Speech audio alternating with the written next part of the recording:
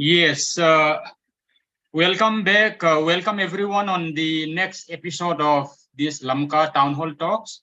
We have been organizing this Lamka Town Hall Talks from time to time, encouraging participants to gain something meaningful from these talks. And I think this Lamka Town Hall Talk has been hosted by a group called Lamka Young Leaders Forum, which is a forum which is headed by formed by a group of young professionals, and our purpose of this forum is to educate, to equip young leaders, because we believe that leadership is everything, and leaders shape, leaders make, or leaders break. And if we are engaging in contemplating a future which is bright and inclusive and sustainable, I think leadership plays an important role. And it is a role to equip and to capacitate the future leaders in whatever way is possible. We are doing this on a voluntary basis. So we are not getting any funds, anything from this. We are doing this from time to time on a voluntary basis. Today, we are very excited to have very respected guests, as well as somebody who is well seasoned in the media industry. I would not name them as of now. I will give the floor to Mahtab, my very close colleague, who has been working with the media in the media sector for quite some time now, and he will be moderating the session.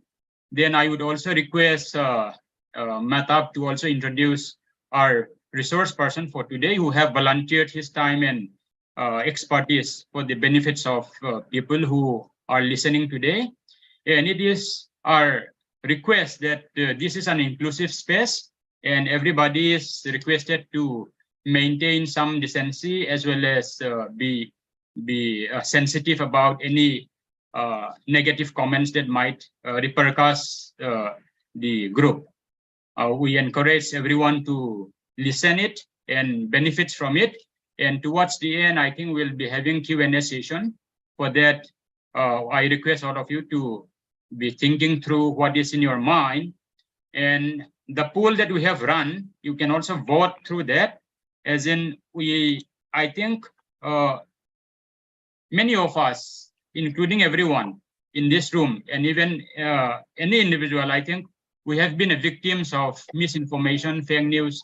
Either we are propagating it, or either we are a victim of it. So either way, I think we are a victim. The topic that we are going to deal with today, I think it's very important. And I will give the floor to Mahtab to take on from here. Thank you so much. Thank you, MK. Thank you so much for making me part of this initiative.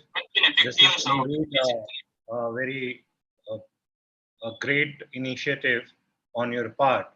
And I think this should be done in different parts of the country, so that more and more, more and more people get benefited from from initiatives like this. My role is very limited here. I mean, I'm here first to introduce the subject, and then basically my friend and fellow journalist Sumit. So as you know, today's topic is basically how to detect misinformation and disinformation. So the idea of this discussion is basically to understand the available tools and know about them and how to use them in order to detect what is misinformation, what is correct, and what is not correct. Because as MK was referring, in today's time, the issue or the problem or the challenge we face is not the say lack of information, or the problem is we are over flooded by information, but we don't know whether it is true, the information is misinformation. That is the challenge we have. And we have been and this is happening all around the world, but it is especially happening in our country because we have cheap data, and with the availability of cheap data, it becomes easier.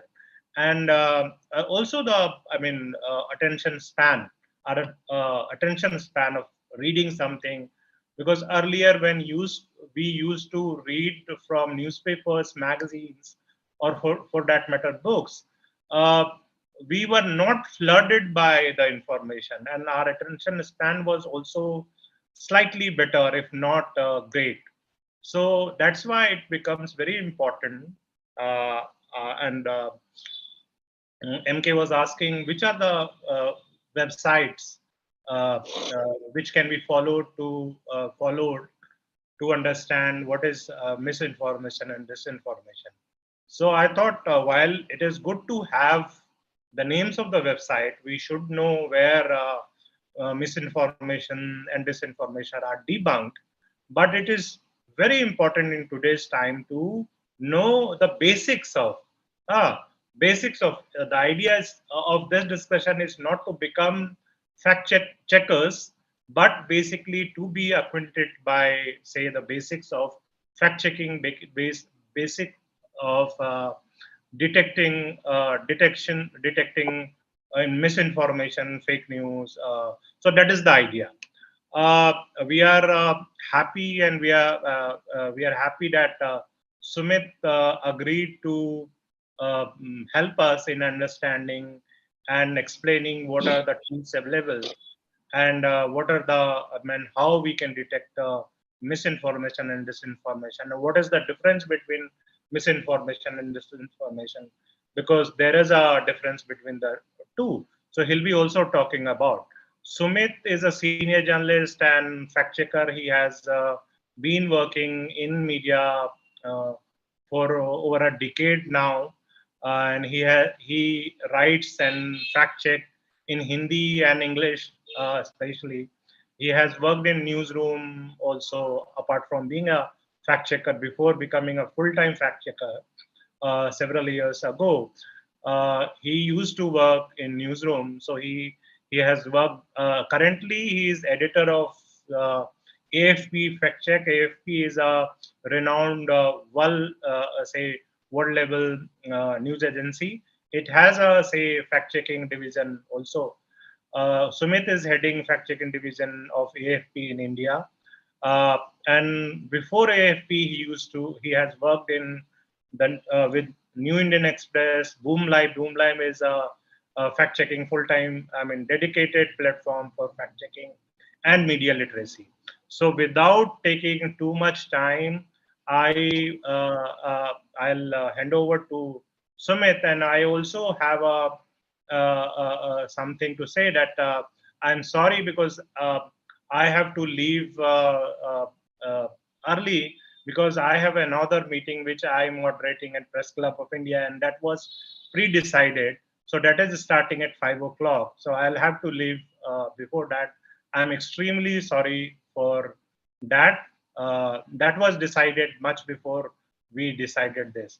So thank you once again, MK, Lamka Talks, and Sumit for agreeing to to help us understand the ways and tools of detecting misinformation and disinformation. Thank you. Over to you, Sumit.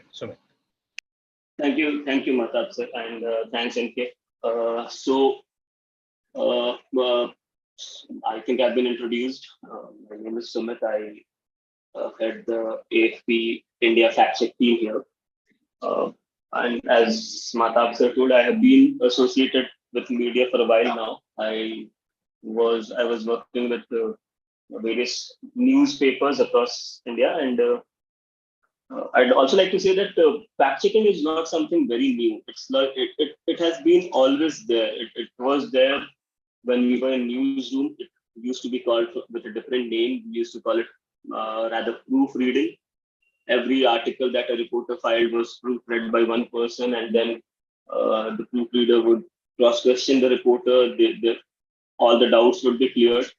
But in in my personal opinion, fact checking now has become a different vertical altogether, because the flow of information has increased.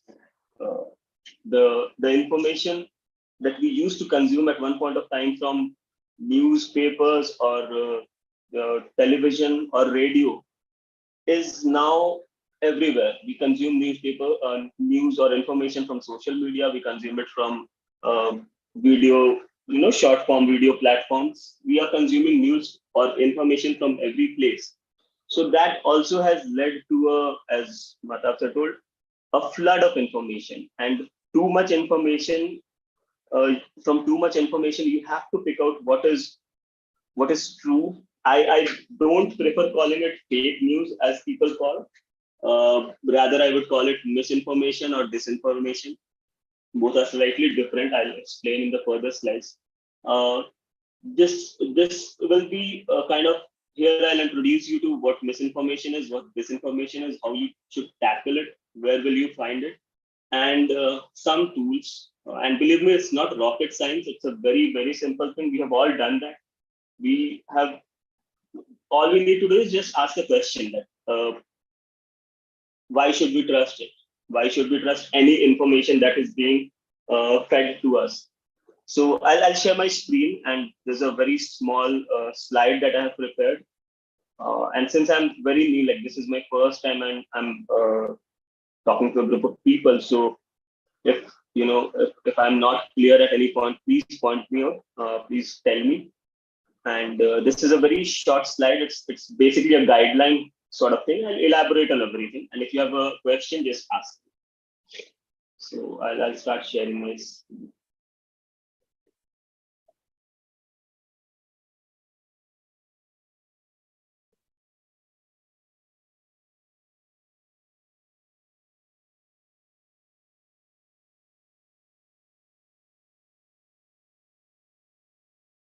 So I hope the screen is there. Everyone can see the screen. Yes, quite visible. Yes, Sumit. So let's first categorize what is misinformation and what is disinformation. So misinformation can be anything that that is false or inaccurate, or that's not actually true, but the intention that with which it's being shared or with which you get it might not be an intent, an intent to mislead you, or there might not be a malice into it, like someone is doing it on purpose. Misinformation can be things like this, like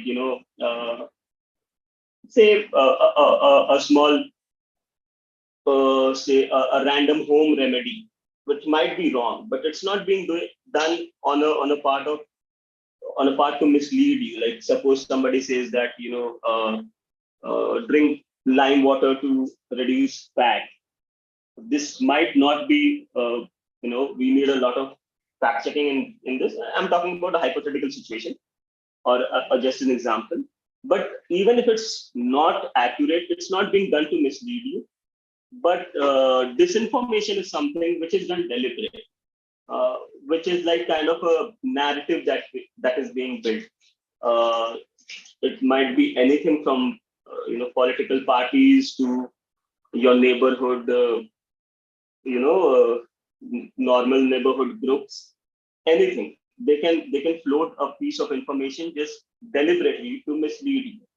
So I hope that this misinformation and disinformation is clear here, and what we are mostly tackling, and what impacts us really is disinformation.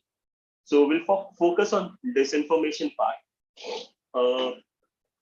which is here that you'll find disinformation, or might misinformation as well. Every one of us is on social media, or most of us are, and we take a lot of our content from there. We take a lot of our content, a lot of time that we spend on social media. We end up consuming a lot of information from there. Maybe we don't realize it. Maybe we're just scrolling through it, which there's a term for it called doom scrolling, that we sit in a, like while on commuting on metro, going to work, we are just scrolling down. We are watching reels, we are scrolling through Facebook, through Twitter, everything. And from all these points, we consume something.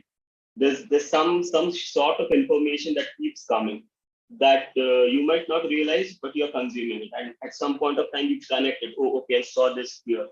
Or you can, the problem starts when we start presenting those points as facts without, verifying, without getting to the truth of it.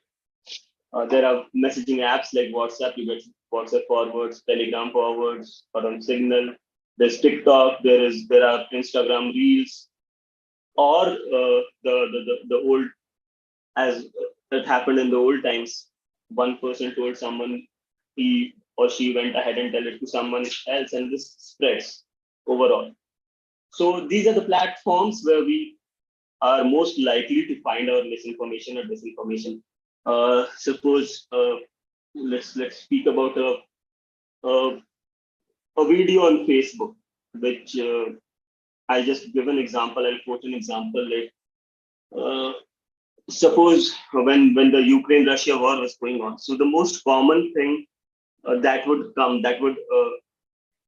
crop up on Facebook or Twitter, connecting or related to the war, was a video of firing, or a video of, say, a blast, or just a missile going and like blasting in the sky. And there would be a simple claim: oh, look, Russia attacked Ukraine, or Ukraine attacked Russia, and so many people died. The whole idea behind sharing these things are like kind of an instant gratification. I share something and I want someone else to just consume it immediately and share it. You don't want to be left behind in sharing something. You don't want to identify what's happening there, or whether this is an actual incident, an old incident, or a new one. People just go ahead and share it. Now, a lot of these videos that were viral, that were being shared back then in the backdrop of the Ukraine-Russia war, there were, you won't believe it, but there were clips from video games. Clips from video games were being shared, and they were being called as the standoff between Ukrainian and Russian army. Or take example of the recent the plane crash that happened in Nepal. A lot of old videos were brought back and shared as the recent plane crash. These things trigger panic. These things can be, these can be categorized as disinformation to trigger panic. Maybe it does not directly impact us, but to a diaspora, to a community, it can easily trigger them, and it can be a very panicky situation for them. So this is an example. Like even even if we are talking about the Manipur crisis, there might be old videos from some other place of some violent incident, and it can be shared as, look what's happening in Manipur. So the moment you see something like this, you have to, as a journalist, or not even as a journalist, but as a person, you have to, as a consumer of information, you have to understand that this can be either true or false. But there is always an option that it can be false. You cannot treat it completely as a true incident just because you saw it on a social media platform. Maybe it was shared from the same country where it has happened. Maybe it's being shared by Ukrainian users, but it's not important that since a Ukrainian shared it, it can be a video of the Ukraine-Russia war. It can be an old video. So this brings us to, I'll come, quickly shift to the part where you find misinformation or disinformation and how to search there. Like some of the best tools where you can, I told you, like, these are the platforms where you find misinformation or disinformation. How to do the search there. Like suppose, let's talk about Twitter. It's a very common platform being used by everyone today. And most of us consume we watch a lot of videos, a lot of information from Twitter. if we know how to search here in the right place, half of the work becomes easier for people like us and anyone with the in the profession. For them, it's a very good thing to filter out things that you don't want in your search history. So I'll just take a break and ask if uh, everyone is following me. Are there any doubts or any questions about anything?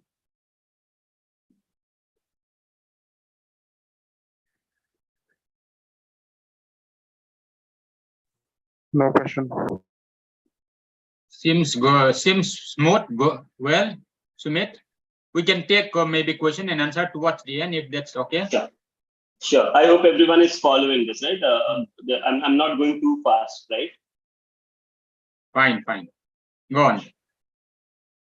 So let's come back to the I'll go back to my screen.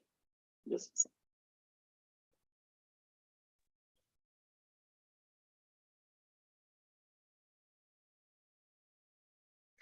So how do you filter out non-information? Like I don't know whether this is a word or not, but I would prefer calling it non-information, things that you don't need. Suppose let's take what's happening right now in Manipur. So if you go on Twitter, and it's a very simple thing, if you type Manipur, you'll get everything related to Manipur, right? Everything that's going on, and this is like time, not a time-bound thing. So you're seeing these tabs, right? These tabs make it easier. They will filter things for you. Like suppose the top, the one that says top will show you everything with most number of engagement. You go to latest. This is more of a chronological thing. It will share reverse chronology. The latest incident being the first, and the first being the last being the at last. People will show you anything or anyone with Manipur on their profile. They will be shown. Photos are obviously for photos. This is for media, photos and videos. But there's a very interesting thing called advanced search, which helps you a lot with searching on Twitter. So this, if you see these three dots, these are for advanced search. You click here, there will be three options. The middle option will say advanced search. You need to click on that. And now you can see this whole thing, advanced search. You can search with words. You can use the exact phrase. You can go down and you can, search hashtags. You can search with languages. I'm not very sure that many languages are included, but yeah, suppose you have to look for coronavirus. Suppose here you wanted instead of Manipur, you wanted coronavirus, but you wanted only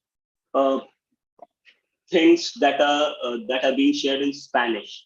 So you can, but coronavirus is a normal, it's a common term. Everyone world over was using coronavirus as the term. So in words you can put coronavirus, which will be common to all.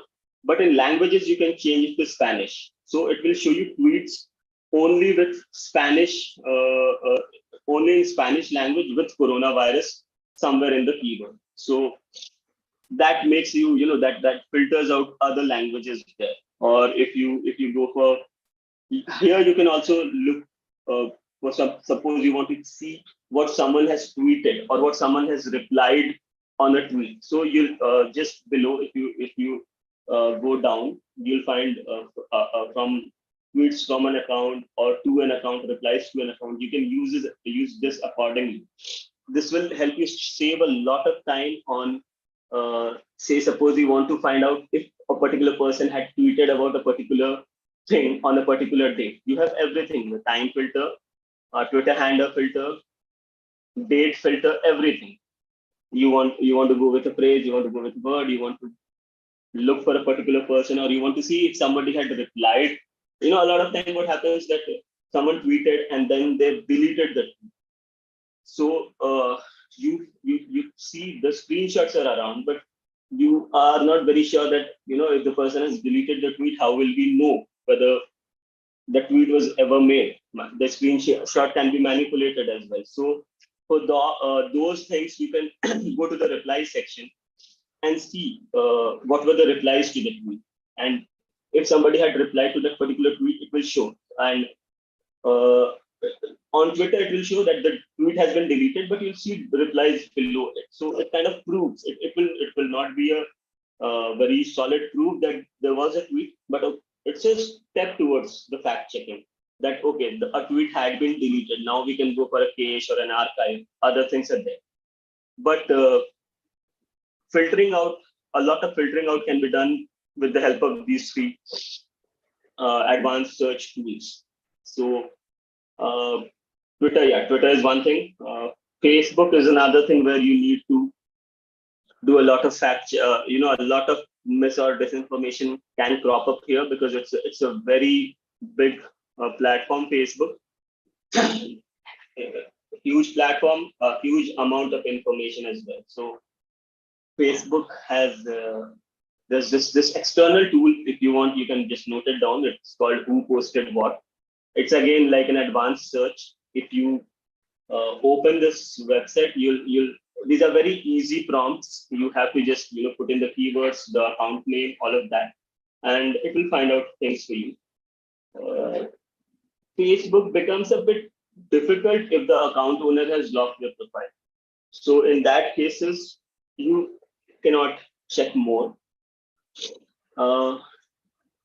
Also, if you're like looking for a particular profile, like suppose let's talk if you want to check whether I have posted something. So you can open my profile and Sumit Dubey's profile, and there's an internal search that will make the search only on my profile.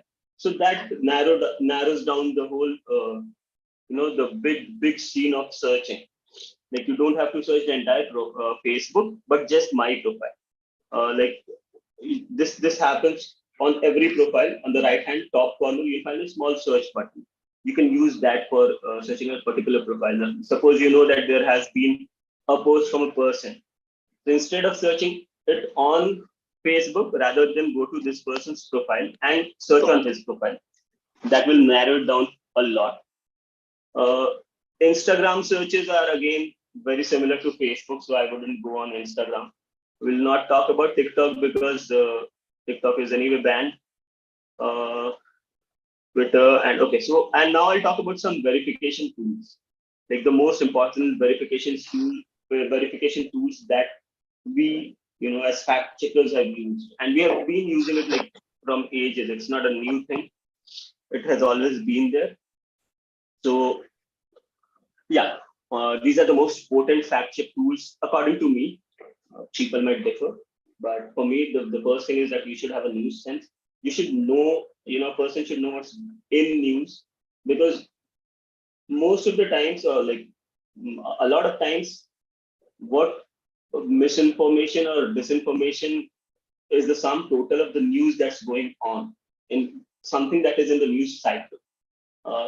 Things which are in news cycle right now, maybe what's happening in the Northeast, or what's happening in the Karnataka elections. So if the elections are going on, and if any election is going on, so there are a lot of chances that the misinformation or the disinformation on social media or on any other channel will be connected to this. So you have to identify what is in the news, first of all. Observation skills are very important because, believe me, no tool will help you if you cannot observe the minutest things. And I'll give you examples. There are a lot of examples, but you have to identify that one particular thing, like with which you can trace back to something. So that is important. Keyword identification is very important, because even if a lot of people so I have heard this a lot of times that you can reverse image search something, but it's kind of people not going to a doctor, but rather than googling the diagnosis, like they'll Google it and find out, oh, okay, I have this. But reverse image search or search engines will never help you with the original thing. Suppose an old image has been shared again, right? Suppose an image has been shared in 2023, which is from an incident that took place in say 2000. But once you reverse image search, once you go for a reverse image search on Google or any other search engine, it's not guaranteed that what you get is the original image. You might get the same image from another piece of misinformation that was shared in say 2020. The search engine doesn't know that okay, this is the true incident and this is a misinformation. It just indexes things accordingly. So you need to identify a keyword and give prompt Google with that or prompt other search engines with that. I'm looking for this. You have to help the search engine as well. It's not a miracle. It's not like you use a magic wand and it'll throw things at you. So keyword identification is very important. Search engines are Google is not the only search engine. There's Google, there's Yandex, Baidu, Tena, and every one of them has a different specification. What I have found in my years of fact checking, like if you are looking for the image of a building or a structure, Yandex is very helpful in these cases. It's a Russian search engine. Uh, it's very good with structures. Suppose you have identified a structure in a video and you want to focus on that for searching where the incident took place. I would suggest take help of Yandex. It will be very helpful. Baidu is a Chinese search engine. A lot of things that's happening in China come up on Baidu. It's helpful with that. And Google again, all of us know Google is good. Social media platforms, as I told you in the previous slides, how to search in social media platforms like Twitter and Facebook. Like, please use advanced search. It will always help you. And in Facebook, you can use these things to cut down the non-information. And again, this one website or this external tool will be helpful. Invid is something which everyone should use because it makes life easier for a lot of people. I'll show you what Invid is. Basically, this is the Invid plugin, fake news debunker. You'll go to Invid and I'll share the link to the site, and you can add the plugin to your laptop or to your desktop. This is quite helpful. Once you open it, things like these will appear. Open toolbox. You open the toolbox, and this is it. So this is the whole frame. You can break a video into keyframes. You can analyze the video. Metadata is very important for photos and other things, like when a photo was clicked, what is the original date of a photo. You can analyze an image. You can use magnifier. So yeah, Invid is important, as I told you. And Fact Check Explorer is a website which brings, this is run by Google, and it brings all the important fact checks about any topic under one, under one platform. So I'll show you. It's somewhere here. Yeah, this is Fact Check Explorer. Suppose I'll type. Let's see. So these are the fact checks, recent fact checks 1 day ago. What are the claims? What USA Today has found on this? And it will have almost all the fact checks listed under one thing. Like, suppose you don't have time. Suppose you want to find, like, it's fact checking is a small world. It's not like very few people are doing. Everyone is fact checking things now. So suppose you are working on something. Suppose you want to get the correct information on something.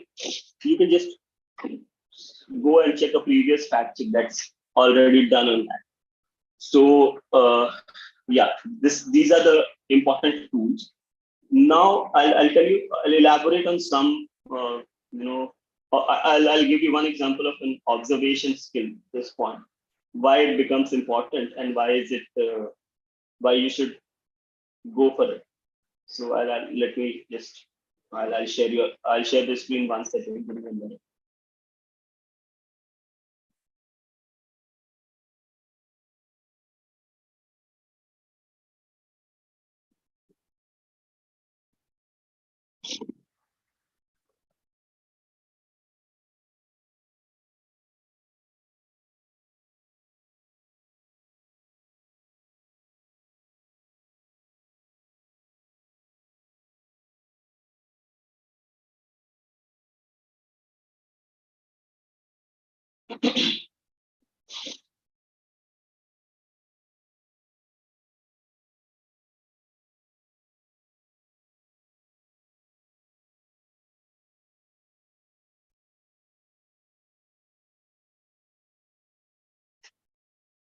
So, is my screen visible? Yes. Yes, So, visible. so yeah, this is a fact check that was done by AFP recently. So it's a very disturbing video of civilians being attacked by men in khaki uniform, and the claim that it was something on these lines that Sudan, where the population mostly comprises of Sunni Muslims, are doing this against their own people in a fight for power. This was a disturbing video where people in army uniform were attacking people, civilians. Now we had to watch the video a lot of time, and we found one thing, and that was that this man here in the video has this badge. So we focused our entire fact check on this badge. Like what is the flag here? We can distinctly see a flag here. Now once you identify that, okay, this we have to base our fact check on this one thing. So we could find that this was a flag of a place called Gambela. Now we had something in hand that this is not Sudan, this is Gambela. And then we went ahead, we found this water bottle in his hand, which has a mark, which has this product name One Water. Now and this made things simpler for us, because this way we tracked the entire thing that, okay, this is not Sudan, this is somewhere in Ethiopia. And now we had this idea that where we should start our fact checks. Now comes the keyword part. Now we will search with this, like, why should you know your keyword? Now we did a simple search: Gambela soldiers killing video. You don't have to be it doesn't have to be a very comprehensive or a very detailed keywords. These are the keywords here: Gambela, soldiers, killing. These three are the keywords. And video, since the video was viral, and we found a tweet, we found you know Human Rights Commission's report and statement on this. So yeah, this is like an example of how to identify something. Like, I would give another example. Let's suppose you have a video of a say a road rage and an accident, and the claim is that, okay, this happened in say Meghalaya. Like, we are again fact checking another video where a bus slips into a valley, and the claim is that Meghalaya, a driver of a bus in Meghalaya left the bus unattended, and the handbrake was not applied, and it fell into a valley, and people died. So we found that on the top of the bus, in one brief second, when the video passes that frame, the bus passes in the frame, we see there's something written on the top of the bus. We stopped the video there, we zoom on it, and we found that something written on the bus is in Indonesian language. So we looked for the word, we did a Google Translate, and then we found that in regional languages that the incident is from Indonesia, but not Meghalaya.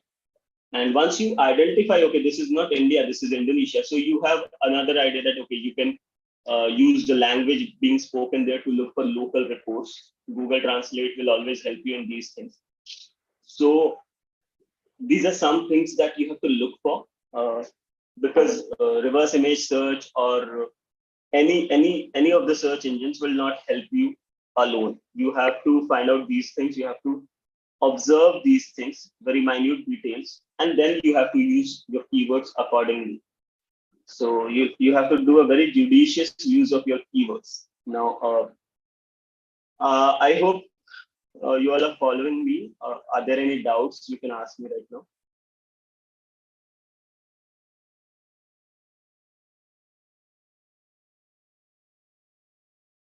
Yeah, please go on with your question. So this total in all this summarizes the entire part of fact checking. If you want, I can show you guys how the inbuilt tool works, because that is an important thing that you should have uh, on your desktop or on your laptop. So if you want, I'll just quickly show you how inbuilt tool will work. I'll share my screen here. So when you open the Chrome extension, you can use the plugin. This is the Chrome Web Store here. Like I already have it here. If I did not, then this would have appeared like use plugin on your desktop or on your screen. So this, you can open this website, use the plugin. It will appear somewhere here. Now I'll show you how it works. Is suppose reverse image search is a very simple thing. I'll take a video and I'll show you. You have to insert the this here. Let's just go with one random video. You'll have to put the insert the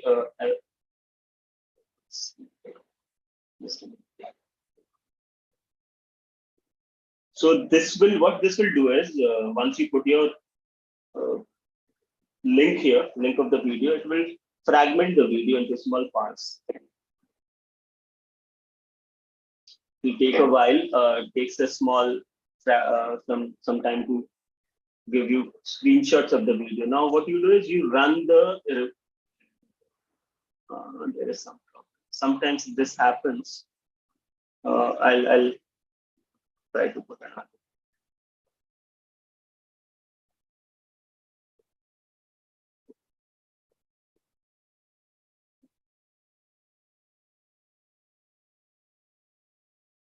The most important part, the work of this Invid is to give you the best and the most clear keyframes on which you can run a reverse image search. And a reverse image search is not, again, it's not a, I think I'll have to add a fresh link. Just give me 1 second.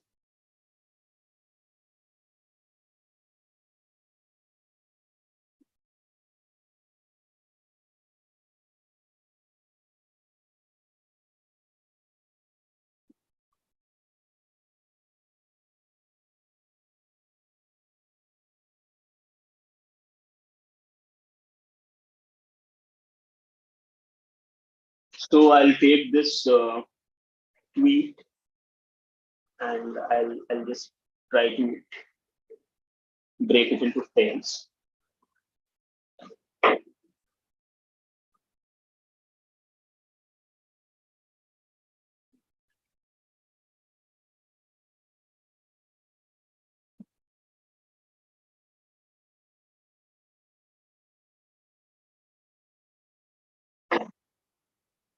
Of all days, this has to happen today.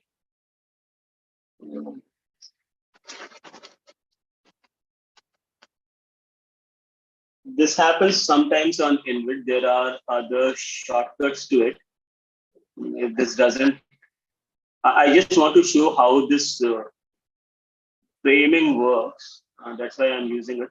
Otherwise, there are simple ways to. Okay, this is also not working.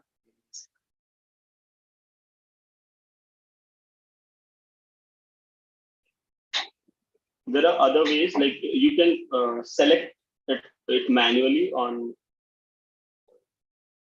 the video. You can take snapshots, or you can frame the video and take it.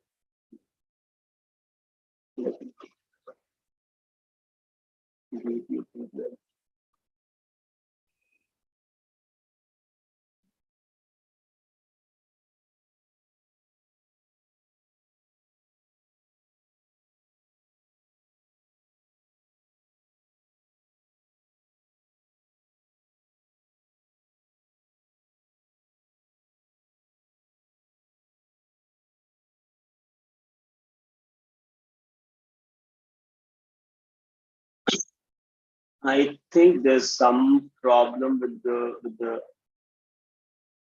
invert tool right now. The fragmentation is not happening. So there's another way to do this. Like I show this. Suppose if you are trying to use a link and if this is not happening, you can also choose this option, which says file. This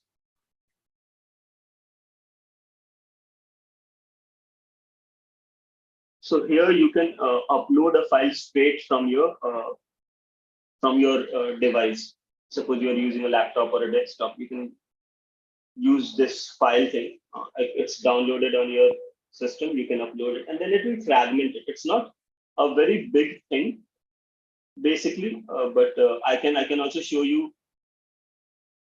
Just we'll check this for the last time and then I'll show you how to just take a simple screenshot of a thing and run a reverse image search. So,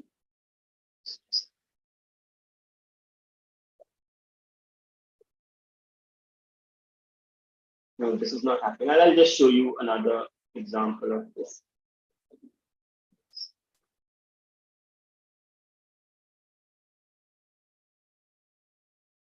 So suppose this is suppose I'm talking about this one random trailer. So what we do is there's a very simple tool called you will go on your search box here and take the snipping tool. All you need to do is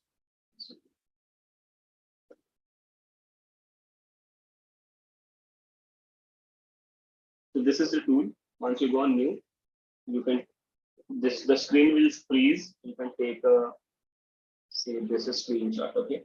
Now we have taken this screenshot. We'll save it as snip. Now open visible.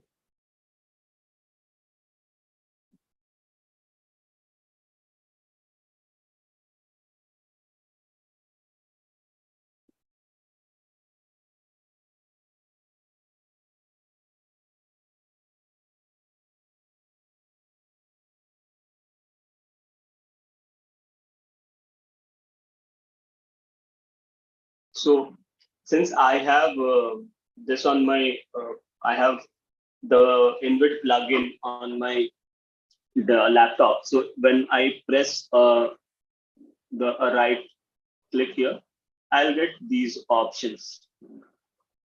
Search for similar images.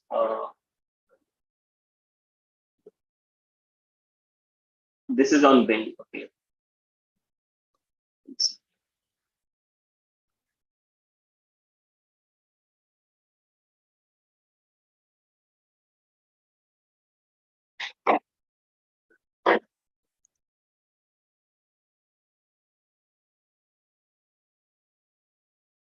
So we'll upload this here, right? So this is basically a reverse image search. Now I'll put in find image source, and a lot of people now look this happens. Now reverse image search will give you things like this. We get a tweet from say, oh my God, they resurrected Indira Gandhi, or this is not the main thing that we're talking about. We can crop the areas and look for this.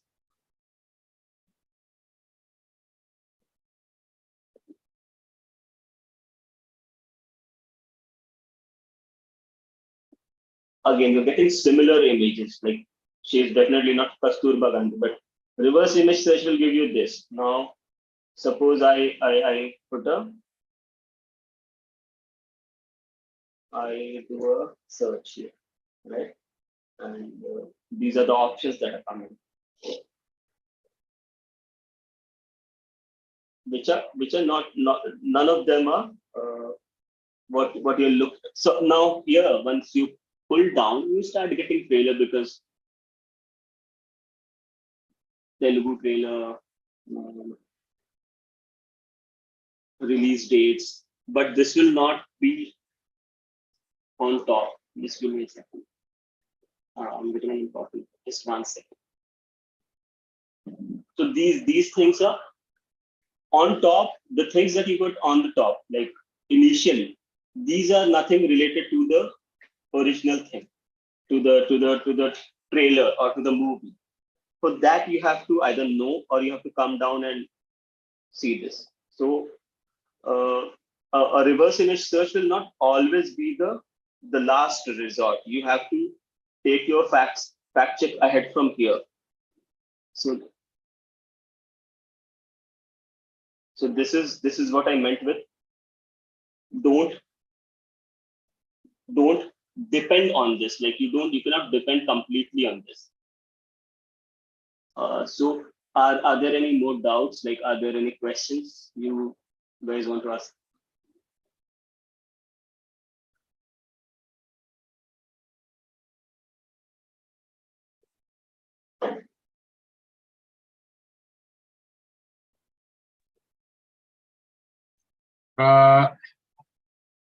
I think if there is any question, we can open up the floor.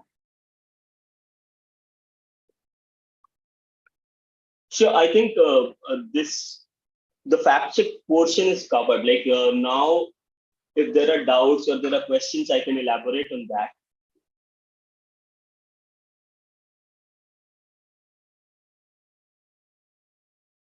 The floor is open for any query. So please feel free if you have any query, any doubt, or maybe something that you wanted to know which has not been yet shared by Sumit. So feel free to ask anything that you might have something.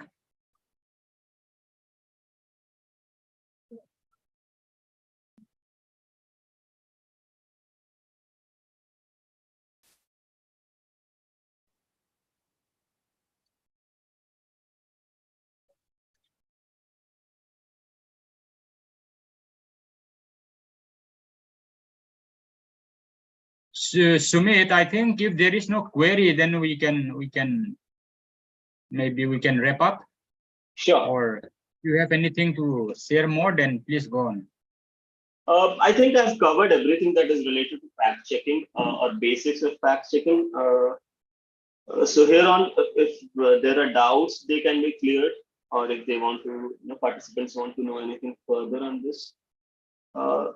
That apart, everything else, like how to go for it, how to use the search engines. If they want me to elaborate on that, I can clear that. I can share a screen and do all of that.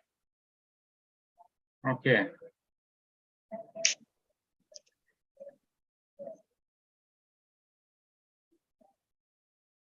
Participants are very silent, nah? Yeah. See, for me, I have just joined the meeting, so I have no much idea of what has been discussed. So I won't have much to ask also because I'm just joining the meeting. Okay.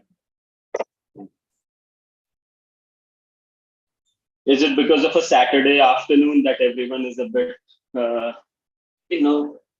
silent and sleepy? Maybe you can start, MK. You are good at asking questions.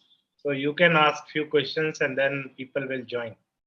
Mahtab, I'm thinking if you have anything to add, in addition to what Sumit, not really. Sumit had said. Yeah. In terms of like practices, principles. No, he has covered, and he is the person who knows much better than me. Sure. I'm a traditional fact checker. He is the advanced fact checker. Okay, even I'm not from the media. I have nothing much. Yeah. I have nothing much to ask, except that the PowerPoint that you have shared, I will make it available to people. I will be uploading somewhere to, if with the permission of Sumit, maybe I'll put it up somewhere to be able to seen by others below the YouTube description, YouTube channel description. I think that should be okay. And people can just then and maybe. Or if people want to know the name of the websites that they can, use the plugin from the Embed and other websites. So I'll share that as well. Yes, that can be included in the PPT, and I'll put the PPT up in the YouTube description so that people can check it out and explore by themselves. And in case if there is anything that they might want to know in future, I think I'll get back to you. Sure. Is that okay? Yes, absolutely. Yes. Mahtab, you wanted to go say something? Nothing. Just wanted to thank you and Sumit, you for organizing, and Sumit for agreeing. So someone is asking, what about photos and videos? So now slowly questions are coming. Yeah. So even if it's a WhatsApp thing, suppose there's a photo that. First, I'll tell you one very interesting thing that I have seen all over these years is that anything that comes on WhatsApp will ultimately find its way on Facebook and Twitter as well, because every social media platform is very connected. But in case something is only being shared on WhatsApp, any WhatsApp photo can be downloaded, be it on your laptop or on your WhatsApp. And reverse image search is again, you can do it from your mobile as well as from your desktop. So all you need to do is download the photo. And if you have this plugin, Embed plugin, so what happens with the Embed plugin is, I'll tell you, if I can show you a live example, that will be the best thing. Just one second.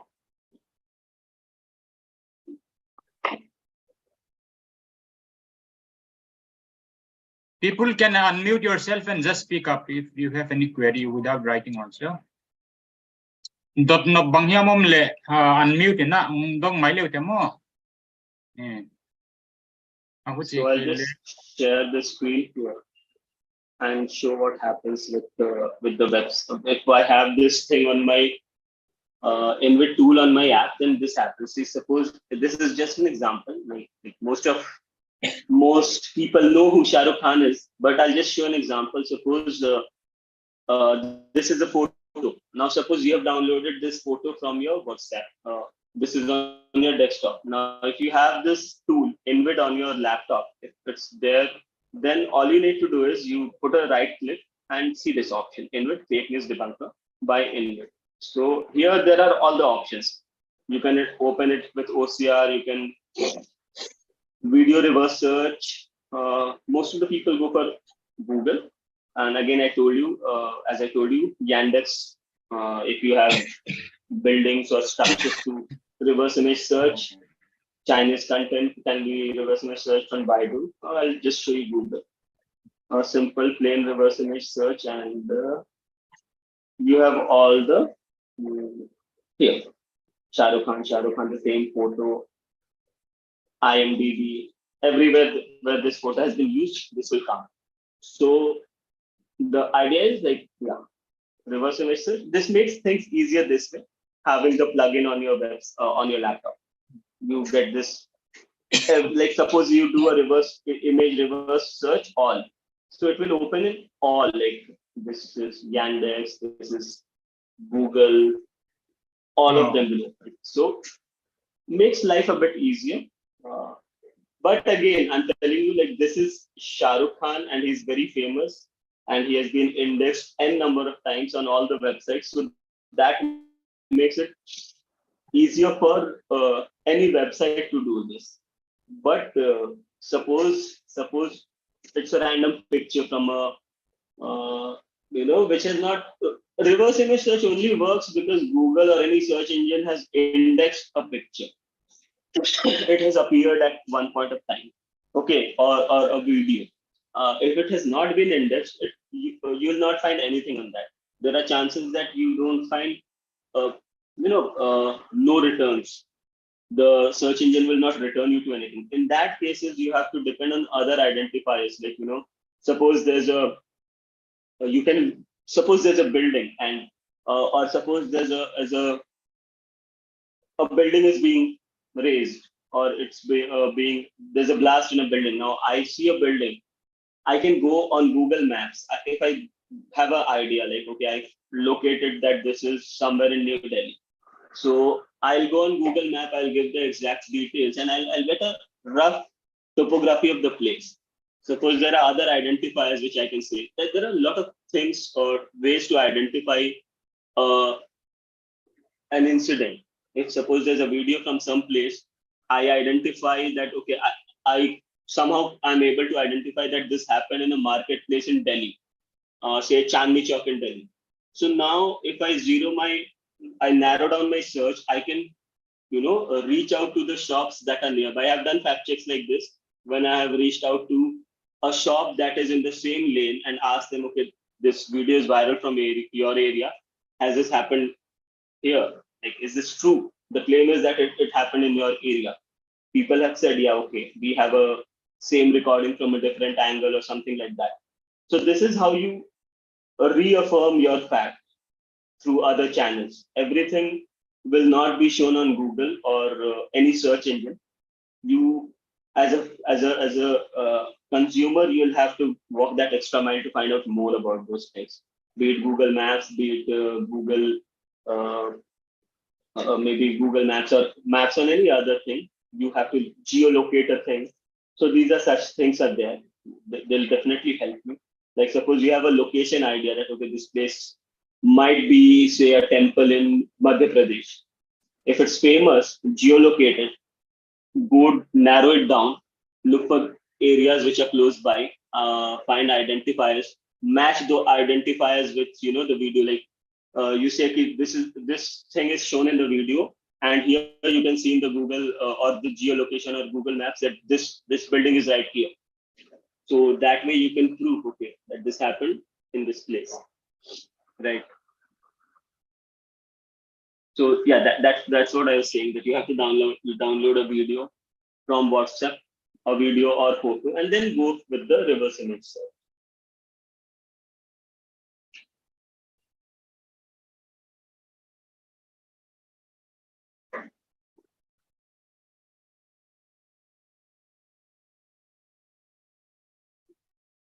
Any other query? Just unmute and speak up. Otherwise, I think we can then maybe conclude.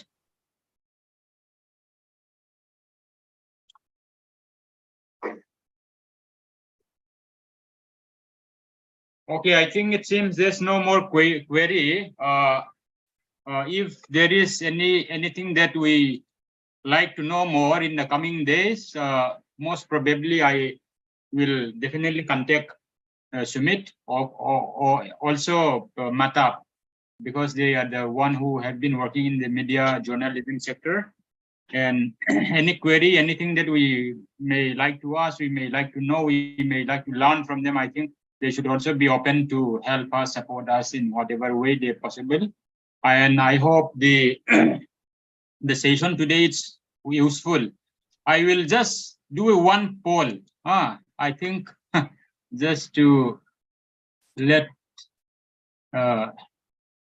people how they have been victim and how we have been also the just wanted to the participant to vote on this.